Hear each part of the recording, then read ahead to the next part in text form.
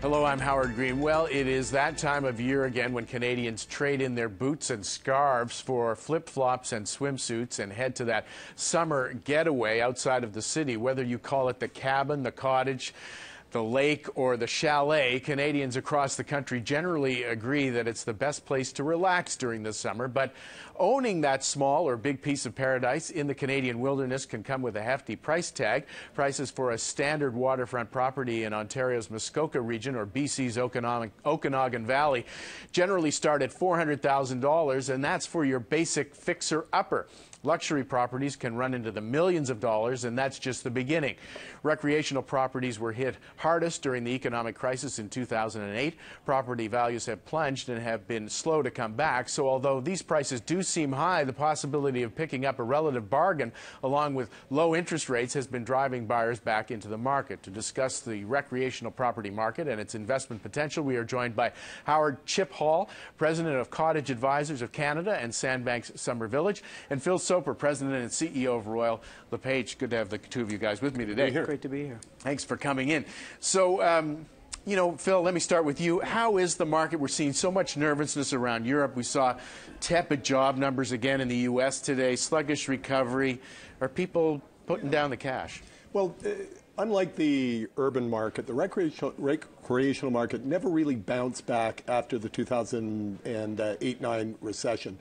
So prices have been pretty steady, and we haven't seen the decline in activity that we're seeing in the overall urban market. Because it dropped and it's staying it dropped at that? And it stayed dropped. It's been 5 years since peak prices in Canada in our recreational market. 5 years? 5 years of what would be called a balanced market. If you go back to 2008, we had a study then that showed there were 7 buyers for every 2 properties. So it's heavily favoring the seller at that time. A lot of demand and limited supply, limited waterfront.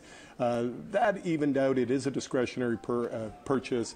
Although this year has helped with the very, very early cottage season in much of Canada. So how is it from your point of view, Chip? Is it a buyer's market now? Well, I would agree that it is a buyer's market, that there's a lot of choice and a lot of opportunities out there. The product segments in the recreational business are pretty wide. You have fractional ownership and timeshares and freehold and condominiums, et cetera. So there is a lot of choice. So people are out in the market. They're looking for what's different. But really what we're seeing is that people are taking a step back, trying to figure out what's the right region for them, what are the greater amenities within the region, and what their experiences, you know, what they're trying to create for a summer experience. In terms of regions, you hear some fascinating stories. I was at a dinner recently sitting next to a guy who gets on a plane from the island here on Porter every Friday night and flies to Quebec City to be on the St. Lawrence. Right. I mean, are more and more of those kinds of things happening? Well, if you draw concentric circles around our big cities, Toronto, Montreal, Calgary, you can see cottage prices just plummeting when you get past about 2 hours in Toronto, about an hour and a half in some of our medium-sized cities in the country. So some people will travel far afield to both get away from people and to get a real bargain. If you look at a place like Atlantic Canada, what you can get for $500,000 compared to, say, an hour and a half from Toronto, they're just night and day. But it depends where in Atlantic Canada. I mean, there are a lot of regions absolutely. even within every region, right? Absolutely. South Shore of Nova Scotia, Lunenburg, very expensive relative to, say, North Shore of Prince Edward Island. So you mentioned things like fractional ownership, Chip. How much is that taking off for people who don't want to have perhaps the full-blown investment of a cottage and maybe a little bit less of the maintenance, for instance, as well? Well, I think, you know, fractional, I think, quite honestly, has run its course. Right? So it was a new product to the market. There was a lot of people that entered into that, and that was absorbed quickly. And what we're seeing now is that people actually want to own their cottage. They want to have choice on when they can go. And there was a recent study from Royal LePage that said 51% of the people that were currently looking to purchase a new cottage were purchasing with the intent to be able to rent. So really, instead of renting through a fractional, your dedicated weeks, now you can go choose the weeks that you want and then put your cottage on the market to rent if you're looking for incremental income. The other big difference is with fractional is you can't finance it. And with mortgage rates being so attractive, as was mentioned earlier, that affordability now is becoming, is increasing for people with the different products on the market, as well as the fact that, you're getting rates in the low fours.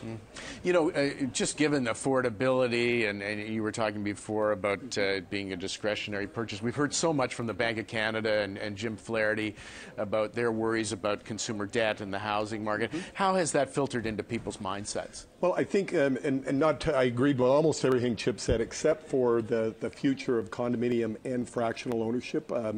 I believe that as a product class, condominiums have been redefined from a social standpoint in Canada. They're becoming much more appealing to all socioeconomic stratas and age groups. And people just don't have the time. So the affordability issue aside, the time, they just can't get up to the cottage enough to make it worthwhile. So I think condominium and fractional ownership is going to continue to, it's a small section of the market, but it'll continue to be a growing section in the market. And it will allow people to get in.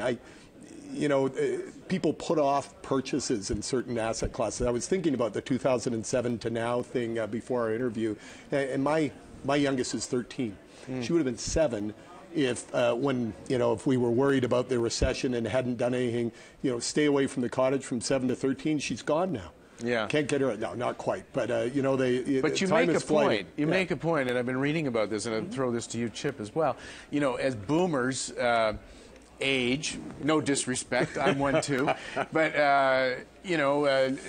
do the kids want to be at the cottage? Are the boomers thinking, hey, maybe I'll sell my cottage now and I'll travel the world? Right. Or I'll go here this summer, I'll go there that summer, I'll get out of what may be a less liquid investment, all those kinds of factors. Well, one thing I would like to clarify is I do believe that the condominium market is strong for cottaging. Okay. I was saying that the fractional side of it, I think, hit its peak.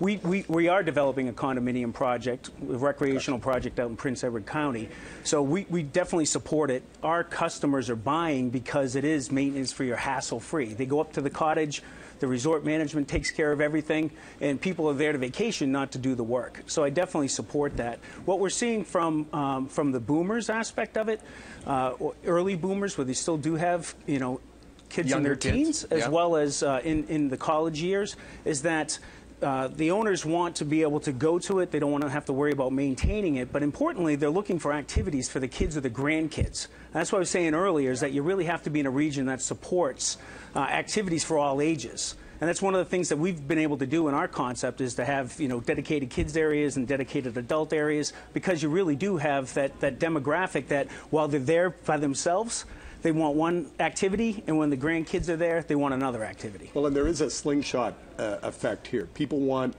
to cottage when their kids are, say, below young adult level, and they want to cottage when their kids start to have kids. Right. So you see people saying, okay, I'm going to get rid of the cottage, the kids don't come anymore.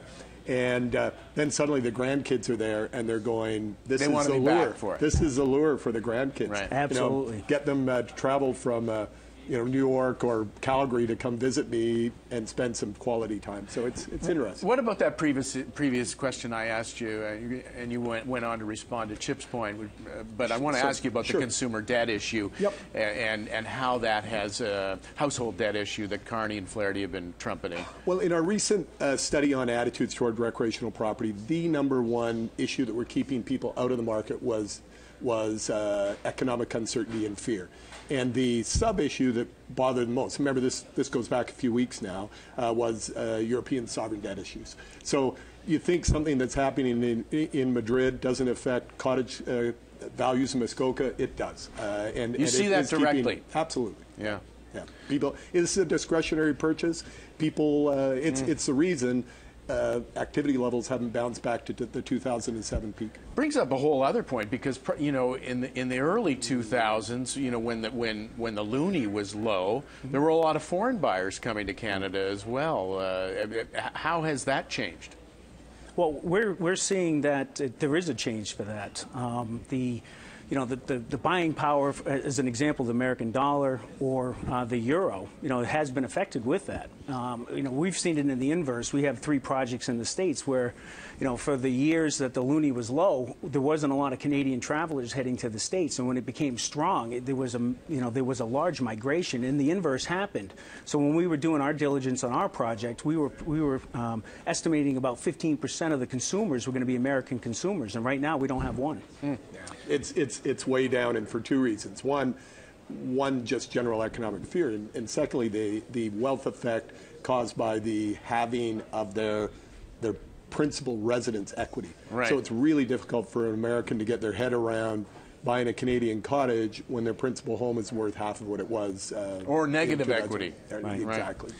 All right, we got to leave it there, guys. Thanks for coming in. Thank you for the opportunity. That's Chip Hall of Cottage Advisors of Canada and Sandbanks Summer Village, and Phil Soper of Royal LePage. Coming up next, more on living the cottage life with Martin Ziebauer, Special Projects Editor, Cottage Life magazine.